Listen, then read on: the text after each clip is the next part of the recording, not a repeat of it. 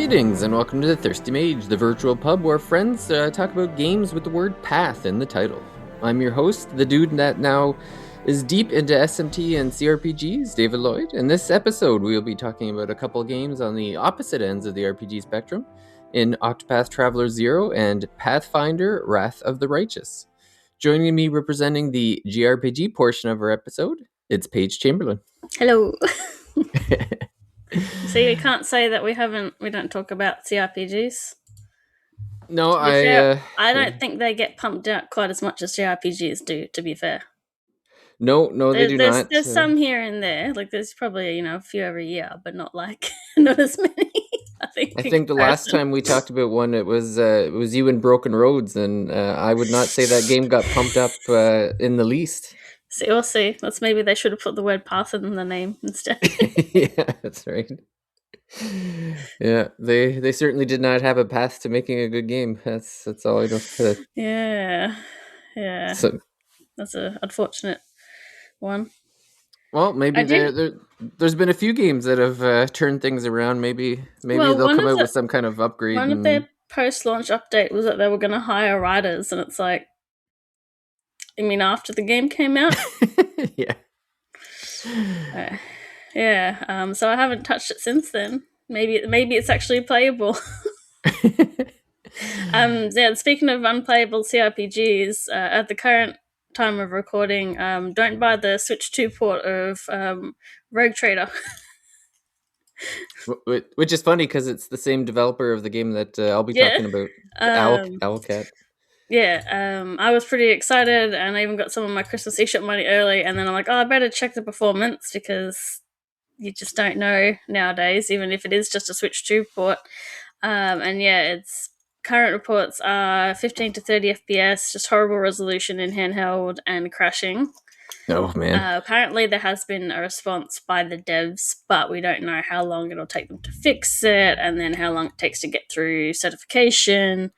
I would just hold off. Some people have managed to get refunds actually through Nintendo, so that's probably why they're even Oh yeah. And they currently don't have mouse support, because they said, that was causing issues, but then they release it and it has issues, so it's like, well, I think someone reckons it's a memory leak problem, so hopefully that's something they can fix not too hard, because it seems to be very specifically just like performance, which is a really weird thing to have an issue with in a top-down sort of game. It's not impossible, but yeah. In preparing for this episode, I would say that I've learned that the developer is known for not optimizing their game, right? So I don't know if I'd hold my breath on those fixes anytime soon. Don't buy PC games on console, and don't buy console games on PC. Yeah, that's a good rule of thumb. And this dev, like, they're not a huge dev or nothing either, and they got two big games on the go that they're developing. So I can't imagine they've got too much people power dedicated to fixing these issues either. So I would imagine they have to satisfy the Warhammer contract that they got for the next next game coming out. They're still working on the DLC for Rogue Trader as well. I'm hearing different things about how they've been taking out endings and changing things around, and people aren't liking that. So maybe we should talk about your game first, since we're talking about Owlcat. Sure. So I ended up playing. I was looking for a game to kind of play before, like, we have the year of the SMT coming up, where we're going to be playing Strange Journey on January 1st with the Thirsty Mage RPG Club. So I couldn't really dive into my next SMT game right away after finishing Devil Survivor. So I needed something to kind of use up the time in between while I'm waiting for January to come around. So I, took a look at I have so many CRPGs in my Steam library at this point, where I was like, you know what, I gotta get one of these out of here. I gotta lighten the backlog by at least one. So the game that I had seen talked about a lot on the subreddit RPG Gamers was Pathfinder, Wrath of the Righteous. Anytime there's a recommendation thread, there's always a lot of people that are chiming in to say how great this game was. So I thought, okay, well, I'll give it a go. That's fine. We'll we'll give it a try. I've never played an Owlcat game before, uh, and people seem to enjoy it. So I went with Wrath of the Righteous.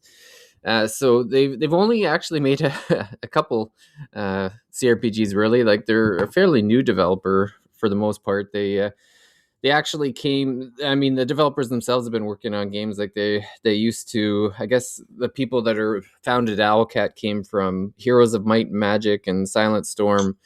So they formed a developer they formed a company in Cyprus, which is where everything gets made for Owlcat. And yeah, I guess they're big CRPG fans. So they made this game. This game came out in 2021, and it's the game that came out right before Rogue Trader, which is the one we were having a fun chuckle about there a minute ago. Uh, but yeah, basically, I mean, it's kind of what you would expect from a Western CRPG. There's a ton of lore. There's a huge backstory. You're kind of getting thrust into, like, there's obviously a lot of history in the game that you'll find out from people and you'll read about. And I guess essentially what the game is that there's like, at some point in the past, this person opened a wormhole between the demon world and the normal world, I guess. And so there's been kind of an ongoing war for years between humans and demons. And I'm not exactly sure how many years have gone by, but as kind of like your anonymous uh, avatar, whatever, I just happened to be showed up to a festival in this kind of big city that's part of the world. The city was supposed to be protected by a stone that I guess it like created a barrier around the city so that it's kind of like a safe spot for humans. That was until I got to the place, I guess, because as soon as my character made it to the festival, a fairly powerful demon managed to get into the city and desecrate the stone, and now it's kind of weak. And now basically the ongoing story is that the city is under siege by demons, and I'm part of the resistance that's trying to fend off these demons. And so I've got a party of how many people? I think I'm up to, so you can run with 6 people at a time, and I think I've got 9 in my party now. So there's a few people sitting on the sidelines, unfortunately, but the game is like it's very D&D based. I believe it uses a lot of the rule sets, like the when you do your attacks and stuff like that, like you actually see the dice roll. Like you don't see the dice rolls. It'll say like you rolled a 10 or a 20 or whatever, and the enemy rolled this. So you'll see the rules being used kind of while you're playing. So So is it one of the ones where it's like real time but also sort of turn based like a lot of the old CRPGs are, or it's actually your choice. You can do either nice. one. Yeah. So I always put it in a turn base because that's how I Yeah. prefer the CRPG. Yeah. So yeah. So I always yeah, basically whenever you start the game up, there's when a battle begins, there'll be it'll pause the game right away, and then you'll choose, like, you basically can unpause it to go into the real time, or you can hit the turn-based button, and then you'll see the list of all the characters at the top of the screen, and it'll show who's up next and that sort of thing. And you just need to do that once at the start of the game, and then it'll save for the rest of the playing time, unless you change it. It's basically a setting. But it's funny, like the one of the things that I read about before starting the game was that, like, just getting into the game is extremely confusing. Like there's so many different races, there's so many different choices of job classes, and even inside those job classes, like, the micromanagement is just incredible. But they at least do give you an option of just like, okay, if you just want to choose your class and you just want to choose your race, you can, they'll have like a predetermined skill tree set where it's just like, if you just want us to do the work for you when you level up and that sort of thing, yeah, you can do that, which was fine. I chose that for my first playthrough because the amount, like, the character creation is wild. Like the amount of things that you have to choose, and there's like they're called mythic paths that you could choose, like whether you're good, evil, whether you're an Aeon or an angel. Like there's just so much going on with the character creation. So I just kind of let the game choose it for me, and I've just been kind of following that path, and it's, I mean, the gameplay is fairly standard CRPG where be a big dungeon and I'm walking around picking up loot, and I'll quickly become encumbered because there's just so much loot in these dungeons. So like half the time I'll get like halfway through a dungeon and I'm like, all right, well I gotta drop these 10 chainmails that are weighing me down, and these 8 broadswords that I'll never use, and You need like games like this need like a greedy merchant build where it's like the more useless, outdated stuff you're carrying, the the better oh you are. yeah. Well, and then at the end of every time I go through a dungeon, I go back to, there's like a main tavern where they're all kind of hiding out. And whenever I go back there, I'm like, I just go straight to the arms master right away and be like, take all this crap off me. I'm not using any of it. Like, so I'll just sell, like just get rid of everything. And yeah, so it's pretty fun. Like one of the things, so I enjoy the turn-based combat. It's pretty good. Like it's funny, people warn me to go on a lower difficulty than I'm used to because it was supposedly it's a hard game, but I chose the normal difficulty, and I feel like I'm just moonwalking through this game. I don't remember like too many hard battles.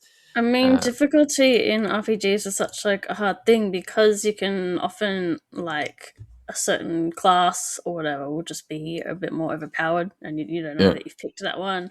Or there's games that are entirely built around like they kind of help you like make a broken build, yeah, or you can not like it's not too hard, um, or because like I'm at the point where I'm like, oh, maybe I should put it on hard, and then I'll start playing like a JRPG on hard, and I'll be like, you know what? I'll just play yeah, it a normal. yeah, But then you get like that dissatisfaction, whereas like the normal fights are quite nothing. You feel like they're a waste, and then it's only the boss fights that are really engaging. So it's yeah. hard when people say this. You should play it on. I mean, I might believe somebody if they tell me an SMT game is hard, but I don't know about other games. So to be like, I'll just as long as I can, it's a game where you can adjust the difficulty. I might try one thing, and then I can, if I have another Yeah. lower rank, I can go down. you know. Yeah. Well, one of the nice things too with this one is when you're choosing your class, it actually tells you based on the class what like how difficult the playing this class will be in the Like game. how technical they are. Yeah. Yeah, so they have like it's like a star ranking of like 1 star for easier to use and 5 star for harder, and so it's funny. I guess maybe that's part of the reason why it was easy for me because I ended up chosen. I went with my good old rogue character. So I just my character always just sits back and picks people off with a crossbow. So I don't really get into have to get my clothes dirty too much in any of the fights. I have a paladin that acts as a tank, so she just runs out there and distracts everybody while me Yeah, and this other geez. archer we're just firing bolt arrows from afar.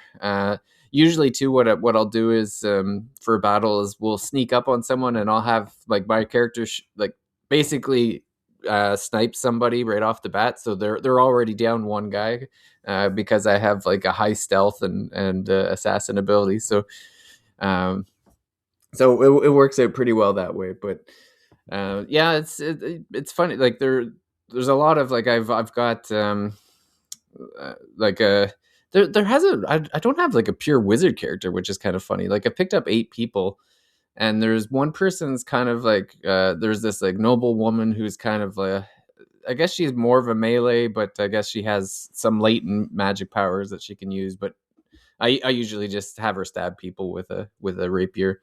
What's Um, the party limit? Is it just 4 or six. 6? Yeah, Nice. you can have 6 fighting at any given time, and then you have like right now. And I know there's more characters because there's actually a couple characters that I didn't I didn't pick up into my party because of my alignment. I went with like a chaotic a chaotic good is my character. So I had this evil character that you run into at the beginning. She uh, I guess she could have joined my party, but I was too good, so she wouldn't join. And now she's actually a boss, which was kind of funny.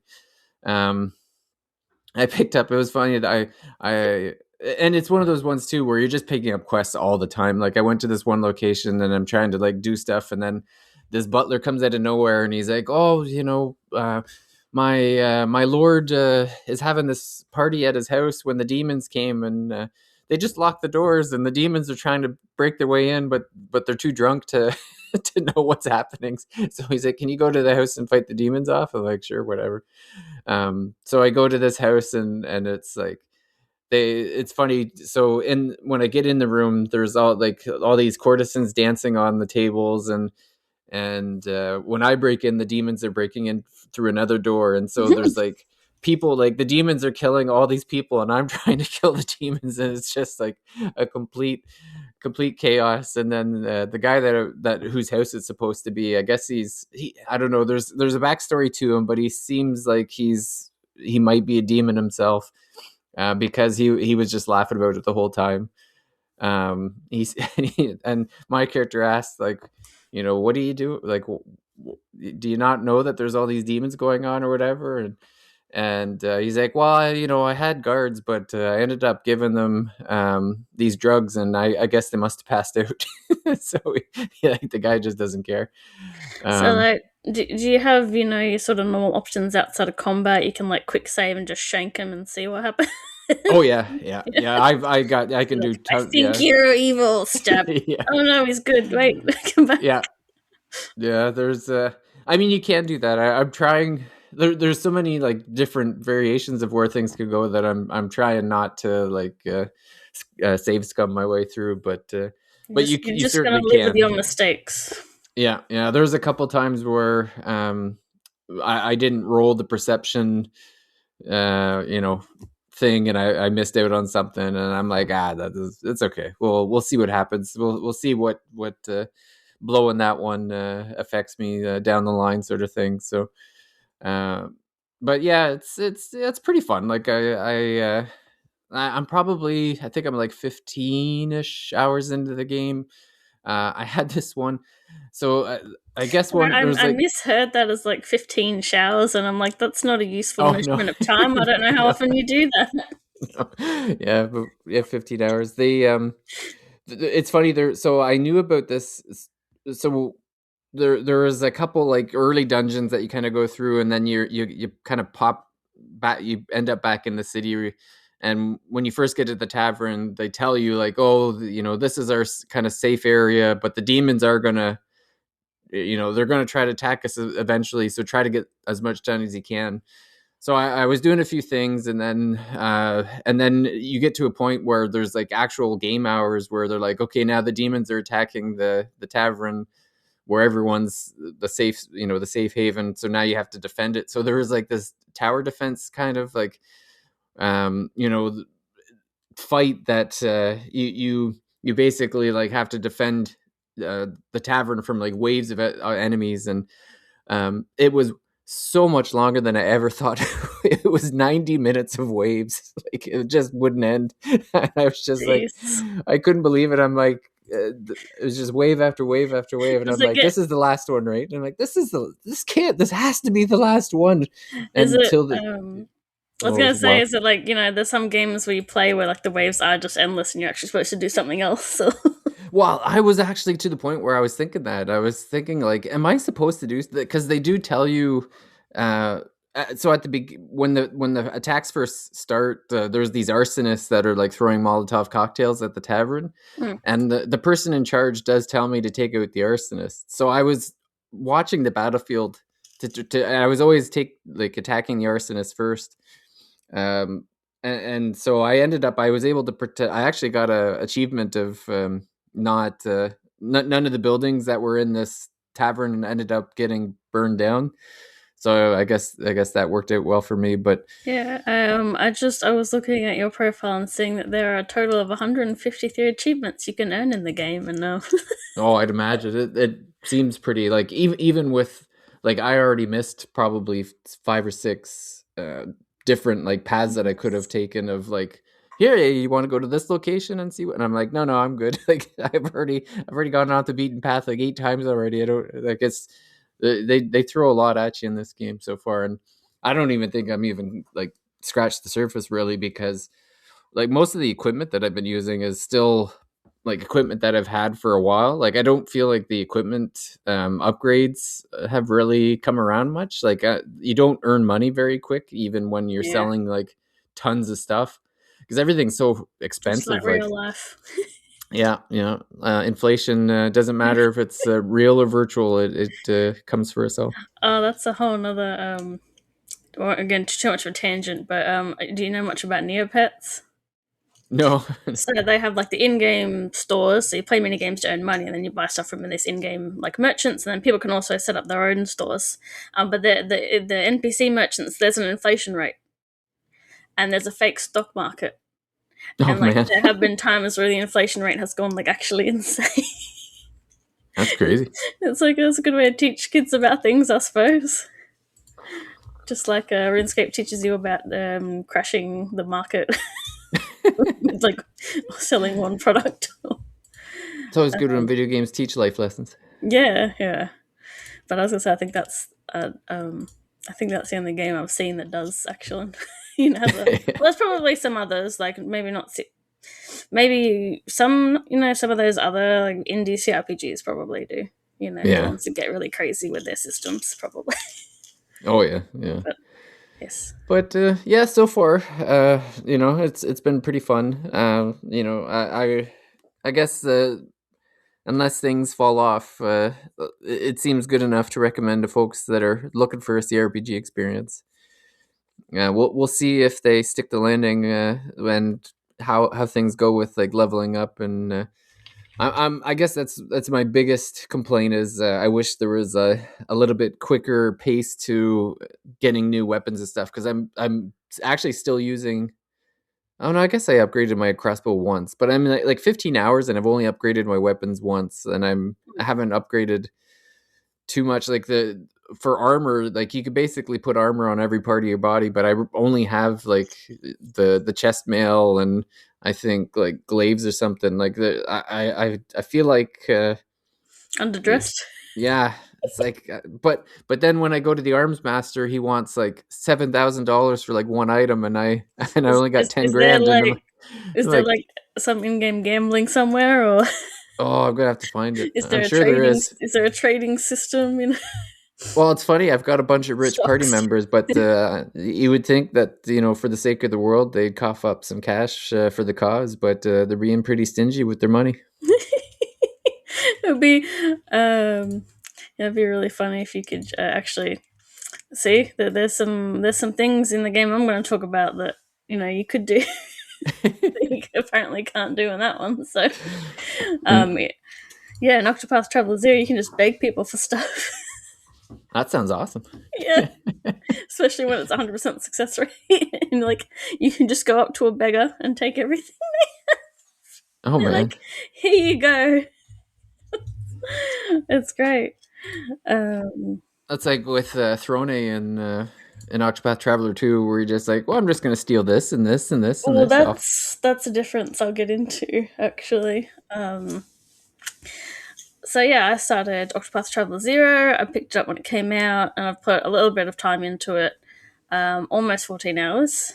So yeah, this is a prequel to the first Octopath Traveler. It even has the like Octopath One characters as recruitable. So I think I've picked up one, and then just sort of sidelined her.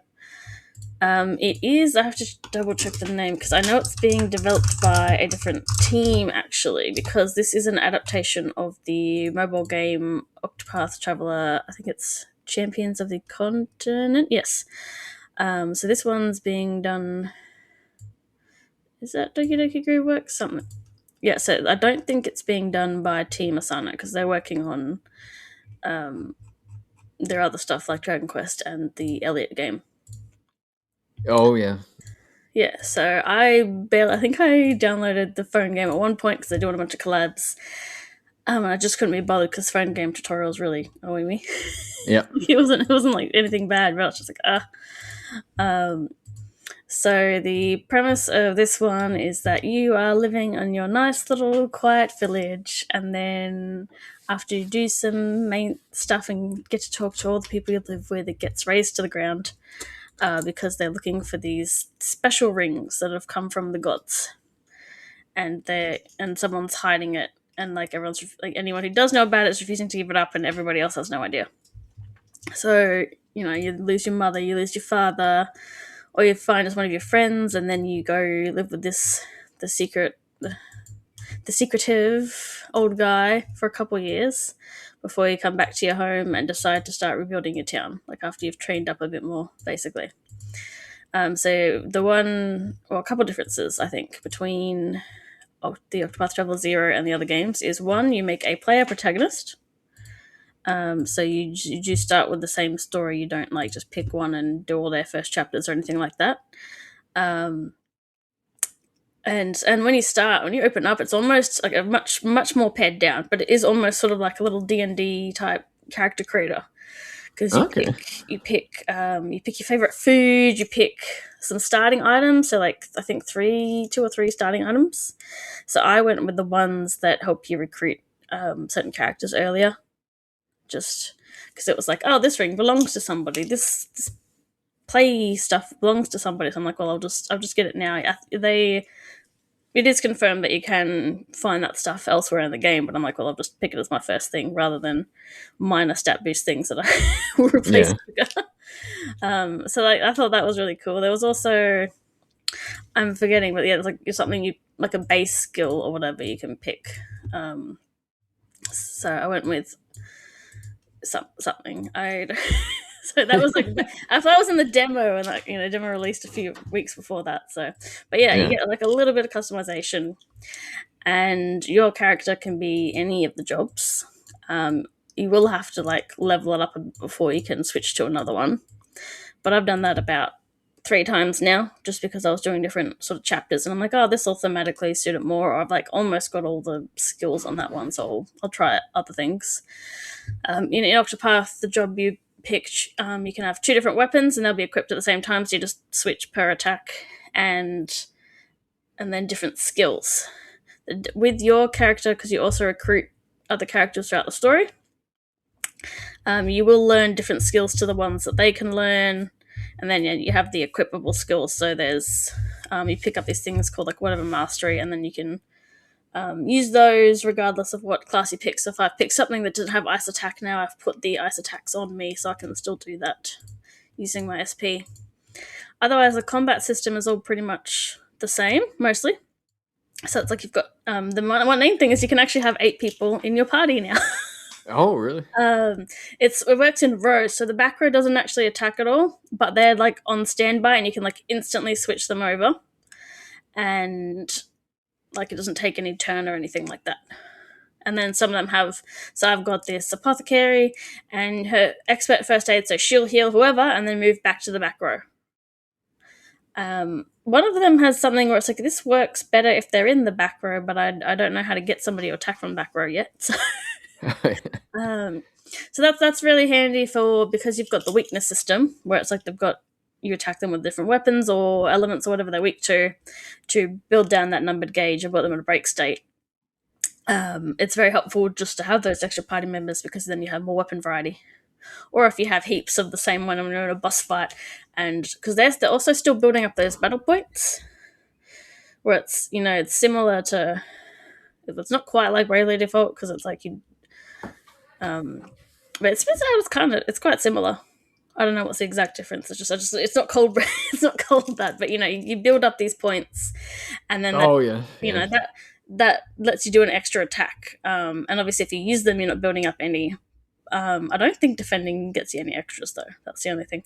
But the back row is also building up the points. So even if it's like, oh, it's not an effective attack, I'm just going to swap them in and like do the max. They can only do like, I think it's like 4 as the max. Like they because can build up 6 points in storage, but 6 or so. But you can only use 4 at once.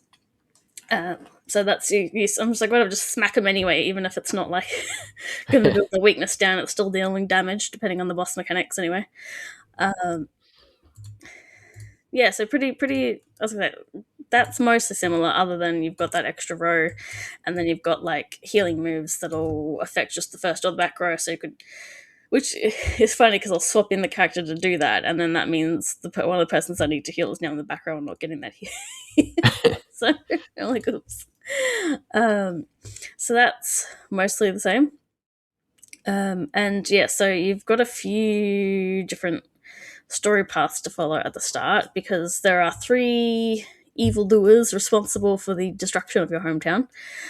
They also all possess rings, and you just from the start you choose like which one you're going to go after, but they're all leveled the same, so you can just pick whoever and go for it, and you could do it a bit at a time if you wanted to. It's probably the better way, Yeah. because they're not like the level doesn't go up. So like I did one, and I went for the greed path. So I went for Lady Herminia and did that whole story, and then I decided to follow another thing up until like it was just too hard to like grind. So I'm like, okay, I'll just go do do this part of the story. But then I'm like curb stomping through everybody up until the boss of that little story, because everything else is back at level 6, back at level like 14 until the level 20 boss fight. At least it means I could get through it faster, I suppose. But it's just like I feel like they probably could have level scaled it, because yeah, I'm about nearly 14 hours in, and I'm in like level 22, I think. It's not super easy to grind. Although really, it seems like maybe because you get the bonuses for like first turn done, no damage. So like even though I was fighting those weak guys, some people were still getting a not bad amount of experience. It's probably even better than the one I was fighting the guys that were too tough for me, really. Um, so yeah, so you've got that that first little setup bit, and then you've got these. I haven't really know what they do yet. Like you rank up your wealth, your fame, and your power, because that's like the theming of the first bad guys. And I don't really know what to get out of that. I picked wealth because I wanted money, because money is hard to come by, and I even went with a thief class to make that thematically good, even though I didn't like the female version of the outfit. I don't know, it looks almost like you've got like not quite a cod piece, but you've got something sitting on the groin there, and I don't like it. So that's okay. I did change it to dancer, and that's a bit nicer. But I got the HP thief moves. I didn't really bother with steal because I think I tried that on a mini boss once, and then it beat me, and then I fought it again, and then I just got the item for beating it. So it was like, well, what's the point? Maybe there's enemies that run away and they're worth stealing from, but like it's not. Yeah, I seem to get it anyway.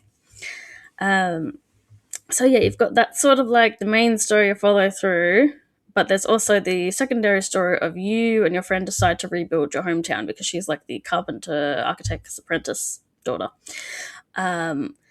And I gotta say, the textures in Wishvale in particular are like the ugliest things I've ever seen. Oh yeah, I was gonna say. So I heard that good.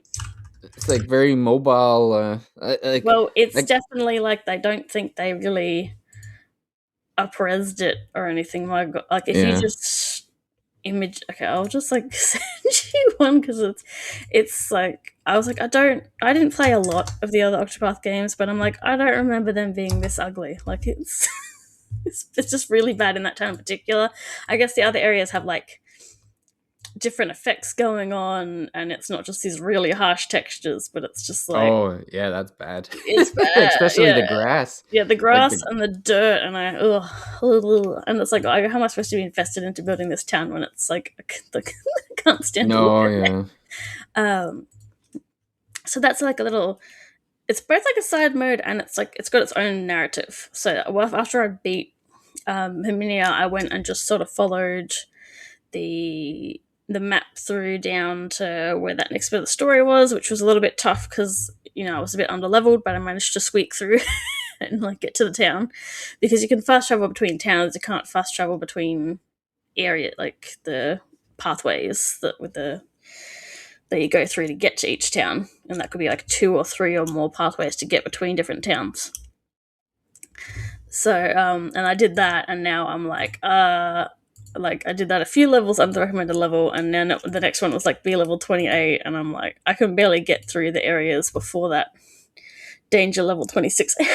Like, I'm just gonna go to the story. So basically, what you're doing in that line of the story is you're finding what surviving town folks there are, because some of them just ran away, obviously. So some of them are still alive, and you're trying to convince them to come back to their hometown and help build it. So that story is pretty, not super basic. It's like the one of the lady has like a temporary sort of dementia until one of the little boys helps rebuilds the farm sort of area, and then she suddenly like just kicks back into normalcy. Which I don't know how realistic that is, really, but because they're all suffering like a great grief from this horrible thing that happened completely out of their control. So Yeah. and yeah, you just pick up random sparklies on the ground, and then you use them to build housing and some facilities, which you unlock because you've got to progress that particular quest to be able to unlock different things like the farming and the pub and so on. And then you've got even a little bonus for fighting, because there's like these mini bosses that you'll see in the world, and then they'll drop a thing you use to upgrade facilities in your hometown. And one of the new things, it's like, it's one thing that this game is sort of they've changed the like talents and the way talents and path actions work in this by a fair bit. So it's like something that was sort of a particular character's talent is now just like your default thing, where certain NPCs you can ask them to come live in your town, and you've got a percentage chance of whether or not they will, or they want a particular food item, and they'll just say yeah, and then they'll just come live in your town. And then they'll have certain things. So some of them will do stone supply. So like every, I don't know, half an hour or so, I'm not timing it because I'm just playing the game. You can come back and they'll give you a couple of pieces of lumber or stone or whatever, or a healing item. And other ones have more specific abilities, like they're better at the farm, so on and so forth. So you move them either into the house or into the job, and then I guess in the farm they don't need a house. It's just where they're assigned. So far that's not like especially useful, other than maybe the farm, because I got an ingredient to recruit another person. But I am interested in that story, especially because the marketing made it kind of seem like an Andor thing, and I don't think it is an Andor thing. Oh, It's like, will you get revenge or rebuild your hometown? And it's like, I don't know. It seems like I can do both, and I kind of need to, because like say now, I've already been to the town that the other main part of the story wants me to go to. So I'm going to assume that if I follow that, then it'll want me to go back to the next town that this rebuilding story wants me. So I'm like, all right, I'll just follow it, and then it'll help me level up properly. I would imagine that there's some kind of gate at some point where it's like they're going to say that, well, your town has to be like built to a certain extent. I'm like not sure. what was that game? I think that Xenoblade DLC, not when Xenoblade 2 came out, Torna, because didn't Torna have something like that where it was like you had to get to you could do the story, but there was like a side thing that you had to do, and if you ignored it, then eventually you'd hit a wall, and then they'd be like, well, you have to do all the side content first before you get to go forward.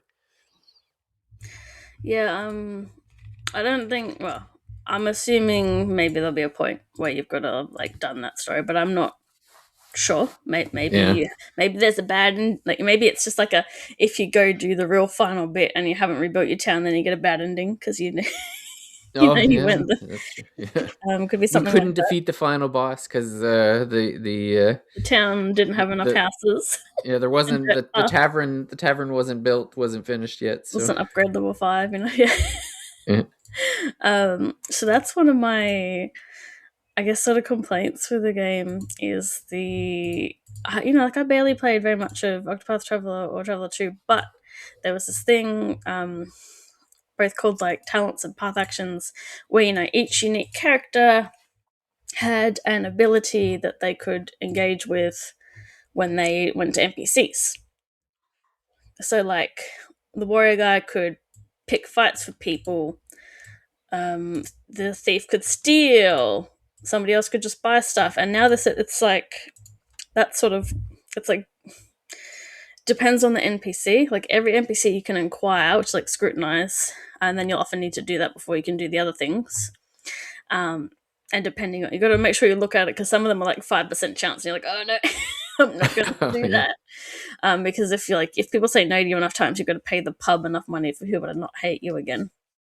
Um, and then it's a mix of whether you can buy things from them with a percentage chance to haggle, challenge them to a fight, and you get the items, or just beg. So it's not stealing. You can't steal. Yeah. You just inquire. You can just beg. You can just take the little toy from the girl and then sell it for like 200 gold or whatever. But it's not stealing because you Well, you asked for technically it. asked. You entreated them. That's Yeah. what's called entreat. Oh man. And then there's the third thing, which is a lot of NPCs.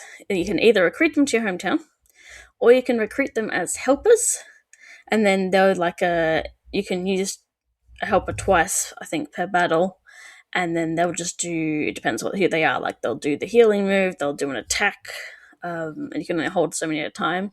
So in some of them, you'll either have to they'll just you have to fight them to impress them to do it, or so I might fight the same person twice, to get everything from them, Yeah. or something else they need or want. So it's only those sort of it just depends on the NPC which one of those things you can do, and you can't quite do all the same sort of things. And so that's a little disheartening that I can't steal from people when I picked the thief and I went to the town with the money sucking lady, and I'm like, oh, I'm just begging for stuff. That feels worse than stealing. Come on. Yeah. It's worse. And then there's a couple of things also missing, like at present there are these blue chests everywhere, and I have no idea what point in the story I'm going to be able to open them, because like in the original it was like purple chests and Therium could open them. So it's like, if you didn't pick him first, then you were going to have to just bring him back to spots. But no, I don't know what I've got to do in the game at this present point to get it. Yeah. And so a couple of, I'm looking at the comparison just between the first game. So some of these things are just in the battle system now, like the helpers. It's not like unique to a class or whatever. But yeah, it's not stealing, it's entreating, and there's no monster capturing as far as I can tell. Which is, I think, pretty disappointing, because that's one of the things I really liked, was the being being the hunter and getting the monster. So now I'm like, oh, I'm not even going to bother picking that class because I don't even get the ability that I want. But there are sort of the uniques when it comes to the battle skills and stuff, though. Like some of those will be unique to classes, I think. Yeah. But just that interaction with the NPCs and some of those other systems, it's like, I barely really know those other games, and I'm like, I'm missing them, and it's like, why can't? It's like I don't care about finding different monsters now, because it's like I can't pick them up. I'm just throwing an old lady at people instead, Yeah. and I'm gonna be real, that's not as exciting. So, Yeah. So you're enjoying this more than the first or second game, though, I guess. well, the second one I just didn't, I think, touch much. I probably will sometime after this. Oh, I okay. don't want to play it like these are long games, so I don't want to play it like too close together. Yeah. I think maybe this is making me go, oh, I really need to play Two. yeah. Yeah. Two. I found two was way better than one.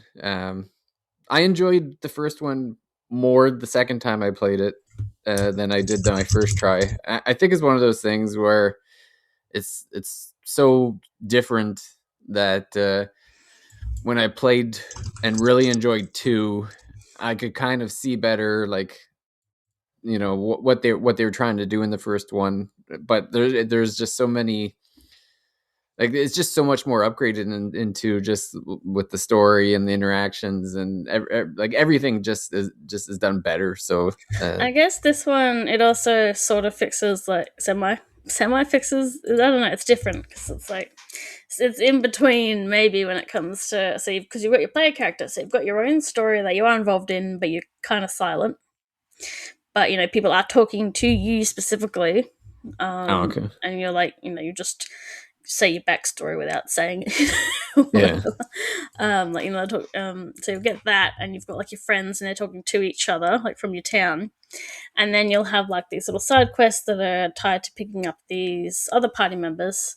So they'll have like their mini story that might not get followed through for quite a while later. And then you've also got the stories of this, just like I've gone to these 3 different towns to fight these 3 bad guys, and there was a story with each of them with different characters. So you'd get sort of like an extra party member, like he wasn't in your party, and you didn't control him. So he definitely made the boss fight, like they definitely made the boss fights easier because they would just like put debuffs on the on the boss Oh, okay. monster. Yeah. They only follow you around for that, like when you're doing that story. Hmm. So you do get a bit more of that. You're actually involved in the story, and that there is a world, but there is like sort of a little, I guess, this like semi disconnect between, well, not kind of, because you do have party talk actually, because it's like you recruit people, and then if you put your party members as also living in your town, then occasionally you'll unlock little scenes where they're talking to each other. Yeah. Well, that was So one of the improvements in 2 that I liked, was that there was actually like they all had their own quests that they were on, obviously, but of the 8, there was 4 joint quests, so they like paired two of them there. So of the 8, like there was 4 pairs of 2 that had like a quest that worked together with their individual quests. So that was, again, I would imagine the developers were trying to think of like, okay, how do we incorporate more interaction? Because obviously that was one of the bigger complaints from the first one, was that like, they're all just kind of traveling together but not really talking to each other. Like there's no real intermingling of the stories or whatever. So I guess that's always been something that the series has been trying to solve, I guess, was how do you have a coherent story with all these characters? I feel like it shouldn't be that hard. Like this one, it's a bit more because you've got way more than 8 people you can recruit. Yeah. But they do have some interaction, not like a ton. Like we're not having like voice lines in the fight based on who's in the party with you, like some games do. But it's together enough. And I mean, I don't mind that they're not talking to each other all the time. Yeah. It's like these people are either my friends or they've agreed to help me on my quest until we find what they're looking for, and we're all on a party together, and that's fine. Yeah. For a lot of the part, it does feel sort of just like another JRPG, which I'm in the mood for. But I think the only real standout thing, the thing I'm going to say that I was sad that Jordan can't make it because he's not feeling well. To me, the difference between, say, like Octopath Traveler 0 and something like Aiden Chronicle 100 Heroes is just the quality of the writing. I say that's really the only standout thing. They actually got some similarities because they've also got the town building. It's different. This one I've got more customization. Like I get to put where the buildings are, but then it's also like I can only use so much land at a time. So it's like until I'm like way later in the game, I'll actually be able to make it look like what I want. And not really, because it's day 1 DLC that comes with Christmas decorations, and you released a game in December and you didn't give me the free Christmas decorations. That's really bad. But I mean, Jordan was complaining that it was a cheap game, so I think he should just buy the DLC and then that'll fix his problem. Yeah. But So yeah, you're saying that Octopath's writing is better than 100 Heroes? yes, that's the main. Okay. I'm gonna say, but otherwise, in terms of like how it feels going through, I'm just going through dungeons. I have a big party. I'm fighting people. I don't think there's much mini games in Octopath. I haven't found any. No. There's a lot of those. Too many. But yeah, the writing is definitely it. It goes dark. We've got like one character who's all about greed, so she's just backstabbing everyone, selling drugs, paying people. Just being a really wealthy person, doing whatever she wants to try and be the richest. Yeah. And then we find out her backstory, and then you're like, you don't. It doesn't make you not want to kill her, but you're like, oh well, this is why she's gone crazy. Yeah.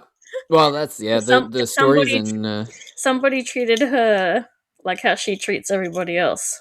Oh man, yeah, that's Yeah. one of the things of the series is that everyone's backstory is like extremely tragic. Mm.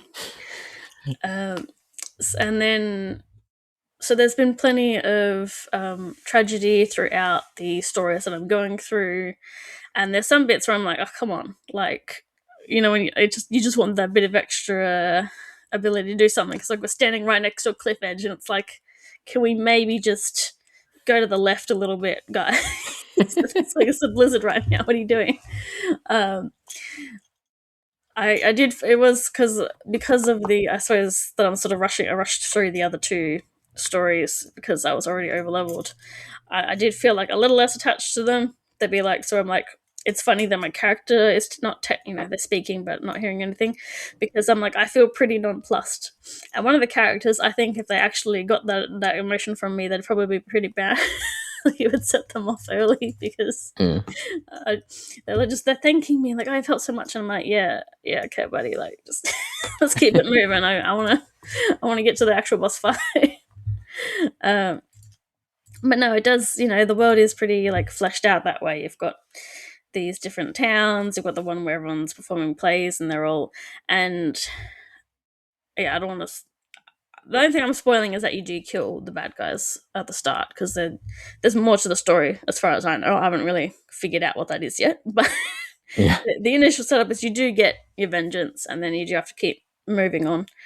So that's the thing. I won't go too much into their stories, though. But yeah, it is definitely like you've got these people with a whole lived lives, and there's just everyone's different machinations coming into each other. And so it's definitely, that is, I guess, maybe the high point is that the writing's pretty good. Yeah. And there's this At least better than whether 100 or not Years. my hero particularly cares about what's going on is another thing. And Well, and you're playing on the Switch too, right?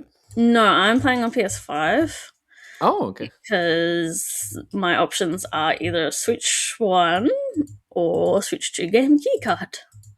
So Right. and Yeah, and there's no no upgrade. yeah, Yeah. so it's like I'm just getting it on the PS5. I guess that's actually physical. Yeah. So it's like I'll just get it on the PS5 because I do own two on the PS5 as well. I don't think there's any. Oh, there's a minor save bonuses. I don't. It's just like a nut or something, like nothing cool. Just sort of Yeah. the usual little like stuff that you get like as a pre-order bonus. It's just some items. Although I've been definitely using plenty of the olives of life. I probably should have picked apothecary class first. Then I would have had my revive ability a lot sooner. Like finally have that after. Yeah, so I'm enjoying it. I do think, yeah, it's like if you just want to play another JRPG, then like this is a fun one to do. And if you want one with that goes, it's not a grim dark, like really super edgy dark, but it does touch on like it doesn't shy away from adult topics like drug use and different kinds of abuse, and not just killing, but also killing. you know, Yeah. um, It can't be any more dark than the second game because it respects you there's as some pretty bad ones in that one. and it respects you as an Some rough adult. ones. I think Yeah. it doesn't go like too crazy because there's still happiness in the world, and that's part of what you're doing. You're rebuilding your town. You're making people, trying to bring some life back into things. But it does definitely face the reality. If really rich and famous and powerful people also had special magical powers, then things Yeah. are even worse. Yeah. Yeah, I was initially gonna pick it up, but the release Now it that you've being talked so to close to me, Christmas, and it's like, ah man, like $100 right before Christmas. It's is just it like, 100? well, I think it's like $69.99 Yeah. in Canada, and then with taxes, it's like comes out to about $90 or so, or just like Yeah, 85, it's something like that. 90 Australian. Yeah, so that's actually, Yeah, I think that's what Jordan was like. It's like, oh, why isn't it more? And I'm like, shush, shush. yeah. I don't Well, want and it then to be more. I was struggling to come up with like gift ideas too. So I'm like, man, I gotta put this on my list. So Yeah. yeah, So that's basically. I pretty much was like, "Oh, I'll just take like Steam gift cards, and then I'll just pick it up Yeah, I when guess Christmas the comes around. benefit of it being adapted from a mobile game is that currently the chapters are pretty short, so you can it's one of those games where you can play a bit at a time and you feel like you made progress. Yeah, And then I also did a lot of just I walked as far as it would basically let me, kind of, because there are points where it puts a sign in front of you, and it's like, oh, I guess we can't go there. And then I've gone there later when I've actually gone and done the story of that area, and I'm like, why couldn't I have just gone there? yeah. It's like Hmm. it's just somebody's house. Like, oh, I would know the name of an NPC before the story. Like, that doesn't matter. Why did you? It's not that big of a deal. Why did you close this particular bit off? Yeah. Um, and so there's other pathways to different towns I can't go to, and there's others I can, depending on not whether I can survive the random encounters on the way there. So, but then there'll be a bridge one way, and then I'm trying to remember because I'm like, maybe I have it wrong. Because I'm thinking about what's not in this game. I'm talking about the monster capturing. I'm like, could the hunter characters talk to animals? I think in the other games. Yeah, Yeah, I'm pretty sure that was one I of the things. unless because I don't think we have that option at all, and that's really annoying me because I'm seeing a llama out on this bridge in the middle of nowhere, and I'm like, oh yeah, or an alpaca, I think, um, and I can't talk to him, and I Hmm. don't think I'll ever have the unless maybe there's a magic necklace or something. They might replace it with something. Presently, there's nothing that, and I'm like, it makes me want to because I'm used to the idea that that is a possibility, and Yeah, that's it's I funny guess the that weird thing that I'm curious why the they did that. You'd think they'd I have all the code already set up for all that, but must have been well decisions made. because it's based off the mobile game and not Yeah, the same thing. It's like the mobile game. It was like mobile ruins you can everything. move from point to point on the path. It was looked a bit more like a board game when you're walking between places than just the normal free movement Yeah. that you get. So some people are saying it's probably they just couldn't figure to do it, and because you have so many party members, because they were originally there's no gacha in this at all, by the way, like the mobile game is, but they just show up at certain points in the story, and then you do the quest, and you can get them, and they'll have two unique skills to them, but Yeah. they'll still be whatever class they are. So I guess because of the unique skills thing, that's part of why the pathfinding and that you're one player character. You can, if you are knocked out, you do walk around as your other guys. Hmm. So I don't know why you could still do that, and I don't know really why they couldn't have done it. Um, the some of the path actions and stuff. It's just I'm Yeah. just mad that I can't steal from people when I pick thief. I'm I barely put any time into those other games, and I'm like, oh, I can't do things that I'm expecting to be able to do because it's part of the series. Yeah. Well, I definitely did a lot of thieving in Octopath too. Yeah, but now you just beg. Uh, um, so the other thing I'm wondering is so we're just not going to get the collabs in this one because the phone game has had collabs with other Square Enix IPs with I Yeah. think Bravely Default and I think Nia and maybe others. And It'd it's be you could at interesting to see least what do happens those there. maybe post launch, but I'm worried that maybe they're just not going to bother. I do like that we've got the phone game basically on console. It's a good way to preserve the game. They've just changed it into more of a normal game. Yeah. Although that seems to come with some minor drawbacks like the textures and nothing. Yes. They didn't really upgrade it very much at all. Uh, but because all these, especially Square Enix ones, they don't last very long. So No. Well, yeah. It'd be curious. Like, I'm sure sales will probably dictate if there's any. but Uh, then, say but for Octopath Traveler 2, I think I wanted the tab open. There we go. Sometime, what year did that come out? Maybe it's not as old as I think. it's a couple years old, I think, at this point. Octopath 2. Let's just type that up to check. Oh no, okay. So a year after launch, 2023, it came out. yes, a year after launch, there was an update where they added a fight with the party of Octopath 1. And they was like, here you go. Yeah. And Triangle Strategy had some extra stuff like a year after that was like based off some Japanese radio dramas or something. Like here, just like randomly. So it's like, well, are we Yeah, gonna? I don't think it's much. It's kind of funny that Square doesn't really.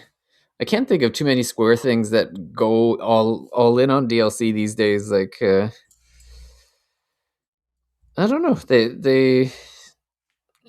I don't know. I guess the post game support is pretty lax these days. I guess I don't know. Yeah, so it's just sort of like random, like a whole year later or something, like an anniversary. Yeah, So it's like yeah, I Jim's been working on this for the past 12 months because yeah, one guy. yeah, he had uh, nothing better to do. yeah, so but I'm like, I don't know whether we're gonna get any of that stuff. Just like, post launch, we'll do it afterwards because we're just focused on the original message of the game and not this extra Yeah, stuff that's maybe non canonical or whatever. Uh, Even though it does feel weird meeting like the characters from one and yeah. doing stuff with them, and it's like, well, and what happens that they go back to like not level 50 when you're done with them? But I hope maybe. I don't think this is going to sell very well from what I've. I Yeah, don't it's even know if Octopath fans are really picking this up. I think it was too close because like what the last game was only 2 years ago. Really? yeah, it's for like I know for me, if this was earlier in the year, I would have got it, but I'm not a big like. You really have to. You really need like a can't miss game, if you're going to be doing like an early December release. Like it's Yeah, just yeah. I've got like Christmas come shopping on. to do. Get it? Yeah, like it kind of just screams like a game. It's one of those ones I almost want to see what the sales are like after Christmas because this could be one of these things where Yeah, people doesn't. people are like they'll get their gift certificates, they'll get for whatever platform, and they'll be like, oh, yeah, I wanted to get that game, I'll grab it. Or this one also screams Boxing Day sale to me, and that was another reason I was like, maybe I'll just wait and ask for Steam cards because this could be like 20% off on Boxing Day. Yeah, So yeah. So, yeah, and because it's also not being developed by the main team, I'm like, well, maybe wait. That's it. We're not getting anything. Maybe well, the yeah, yeah, that's possible. Yeah, well, and Square's gonna have a lot of like Team Asano's obviously working on something, and then they've got the third entry for Final Fantasy VII remake coming out soon, and so they're probably focused on a lot of those big budget games where this is more. Well, even like I feel like they're going to put a lot more muscle behind the Adventures of Elliot. Like I think this was yeah. more of like we need to release something. Somebody fix that mobile game and just throw it out We on console, cancelled sort of too thing. many projects. Quick, guys. Yeah, we got to release something here, guys. Like we're looking bad here. Um, so yeah, an Adventure of Elliot. Like, did they have? They didn't give a date for that yet, I guess. No, Eh? I'm assuming it's kind of like. All right, it was for 2026, wasn't it? I don't know how Yeah, early. it was. It was definitely 2026, but I just 2026. don't remember if they gave I us. reckon it's gonna be late because it does seem like stuff is because you don't know how development works. It could be, oh, we just made this first area and we like really fine tune it, and now we're gonna build the entire rest of the game, or if it is like Yeah, half done, because yeah. They they, just said 2026. like with the not this one but the previous Octopath Traveler games, here's our demo, give us feedback. Now we're gonna like change the game up a bit based on the feedback, and they specifically put this demo out really early so they could get Hmm. the feedback again. So hopefully that Yeah, shrinks. might not be that far off. Because they did the same thing with Bravely Default 2, where they That was put the pretty quick. demo out Yeah, and it was a pretty quick turnaround. I feel like it was like 6 or 9 months after that demo that it released. So maybe Elliot will be like a March April I, release date or I something. hope it's like April or something because the first three Mm. months of the year are already stacked. Go Well, and that away. online survey ended. It was at the end of September, so yeah, Yeah. it would be about 6, 7 months if it released in April, May, sort of thing. So yeah, we'll see. Yes. So I'm interested in that. I didn't play too much of that demo because I was like, well, it's not a save carryover demo. So, Yeah, that's yeah, right. it seems Game could be a fun. lot different. Yeah, yeah. Yeah. Unlike say that. So when that's with Octopath Zero, you've got the demo, and that carries over, so you can play 3 hours of that, and at least do the prologue and a little bit of Yeah. the story. Well, I liked how the Trails in the Sky, they had the remake there did a demo, and I think the demo you could play like 10 hours.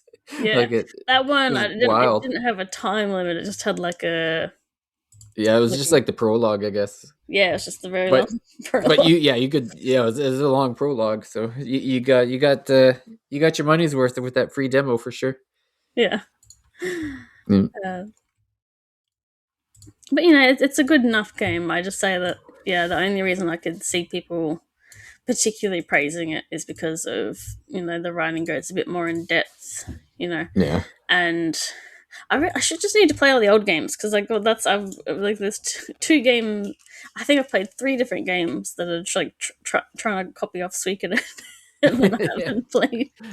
I definitely recommend Octopath Traveler 2 before, like, you don't there it's not like a continuation, so you could play 2 and then play 1. Yeah, Yeah, and that's how I would recommend it, because two is really good. I really enjoyed that one, and I will pick up 0 at some point. It'll probably be my Boxing Day play. It'll be I'll buy it on sale, and then I'll start playing it before we start the year of SMT next year for with the Strange Journey playthrough. So I will continue to play it, which is more than I can say about some games. So it's been a weird year. It's yeah, yeah, like I can't say I picked up too many new games this year. It's been very much a backlog cleanser for me. I probably finished more games than I've ever finished in a year, but they've all been backlog games for the most part. I think Trails remake might be the like one new game that I actually bought, like, because I did play Expedition earlier in the year when it came out, but I played it on Game Pass, so I only paid like $20 for the pass for 1 month, and then I'm like, this game sucks, and I stopped playing. Um, well, that's but the benefit, I suppose, of being a regular gamer. If you don't like it, you can hit the bricks. You can just yeah, put it down. You yeah. could even take it into a store and trade it if it's that bad. Yeah. Well, I always there was, I think it was Deku Deals that had that post about your backlog or your video game collection is like a wine collection where it all depends on the mood you're in, Definitely. and it can sit there for years, and maybe you didn't like a game one day, and 5 years later when you give it another go, you actually do enjoy it, sort of thing. So Yeah. Or sometimes it can be like informed on you learning about different kinds of games and different gameplay systems, and I probably I maybe sort of tried to play some CRPGs when I was like 12, but I just couldn't yeah, quite. Now I'm a bit older. It's like I can wrap my head around some of these things a bit more, and I yeah, didn't even really play JRPGs aside from Pokemon and whatever until I was an adult, and then it's like, oh, this is not actually too bad. Actually, I like oh yeah. it. Well, yeah, there's definitely been games where it's like very niche. So, the first time I played Hmm, it, I just couldn't get into it. But then I played enough games like it that when I hmm, went back to it, I'm like, okay, now I understand what they're trying to do, and understand it better. So, yeah, yeah, and yeah, there is like so I'm just playing this because the other game that I was really into, I'm waiting for a patch to come through. Like it is still playable, but it's like um I can't continue the relationship with a party member without the game crashing on me. So I'm waiting for that to get patched out because I know I'll get more party members and I don't want to waste all that bonus time to level them up yeah, when I've got a character stuck behind. And I'm really annoyed because it's like, oh, that's the one. I'm like Octopath Traveler's fine, but like the game I'm waiting on, Demon School, that's really good. And I'm like, I even dropped because I was like playing 2 games at the same time, and I just even dropped the other game and went, no, I want to play this game, and I've got to wait. Hmm. Have they address the issue? Yeah, I emailed them, and I think the issue is addressed on. I might have to go back and just double check. Maybe it updated. Because like this, if the switch is on and it updates without you knowing, Oh, and okay. I'm just manually checking for updates. Like maybe it's already been updated. But I did Yeah. email them the bug, and they said, yeah, they're just waiting on Nintendo certification because that Okay. can. Well, that's good. Yeah, Demon School is on my wish list too. It'll probably be again another game that seems like it'll. Wow, like Boxing Day, I think like 99% of the games on Steam go on sale. So Mm. that'll be my plan for some of these games. But yeah, I guess this is probably a good place to wrap up this episode. It's probably our last full episode we're recording before Christmas, so it'll be interesting. What happens with all these sales? What RPG goodness we get into? But I guess I'll finish the episode by just plugging our third issue of the Mage RPG magazine is out. So if you head over to thirstymage.com, there'll be at least 3 issues there, maybe 4 by the time you hear this recording. And again, for anyone who's a fan of SMT, Shin Megami Tensei, and want to jump into a game with some friends, we currently have prepared as of January 1st a playthrough of Strange Journey. So you could either play the DS version or the 3DS Redux version. I think most people will be playing that one. But yeah, we've already got a whole lot of people ready to play that one, and we all kind of agreed that we get through the holidays before getting in there because it's a little bit crazy. But yeah, we're primed for January. So if you want to jump in there, it's pretty manageable for most people. Like we'll usually I'll allocate about a couple hours a week, so it only works out to maybe half an hour a night that you have to kind of pace yourself to keep up. So it allows people. There's always going to be some people that jump ahead, which is no problem. But we just make sure to restrict all the talk to the pace that we have established. So yeah, if you want, again, at thethirstymage.com, if you click on the Discord link and join us there, you can join us with the Strange Journey playthrough. But I guess until then, we'll see. It'll be interesting if I pick up Zero and you'll be further in, and we'll maybe touch back on Octopath, and we'll see. I'll have to rate the fireplace. I'm hoping that the textures on the fireplace Yeah, is. I forgot to send you any fireplace pictures. Yeah, I'm going to need some fireplace I pictures. think they look different to the Oh, ones I'm that are already upset. I think. But yeah, I guess I want to thank you, Paige, for joining me for this episode, and we'll see everyone out at the next Thirsty Mage. Well, Bye. I'm sure Santa thanks you for your duties as the fireplace inspector. Yeah, that's right. I'm ensuring that all fireplaces are to code before a big red rump goes down that chimney. Yeah. All right. Well, thanks for having me, and I'll see you guys in an episode whenever I can manage it. In 2026. Well, we've got what 4 working parents in different time zones, so that's the hard part, really. It's not. Yeah. It's not for lack we of wanting. we all got kids now, and Yeah. 4 very different time zones. Mm. Or three very different time zones. And I guess then Casey and I are technically in the same one. Different job hours on top of that. So Yeah, doesn't make it easy. That's for sure. we want to be here, all right? Yeah, So, we're doing our best. we're just drinking alone at the counter. Taking shifts at the tavern. Yeah. All right. Well, thanks everyone, and we'll see everyone at the next Thirsty Mage. Bye for now. Bye.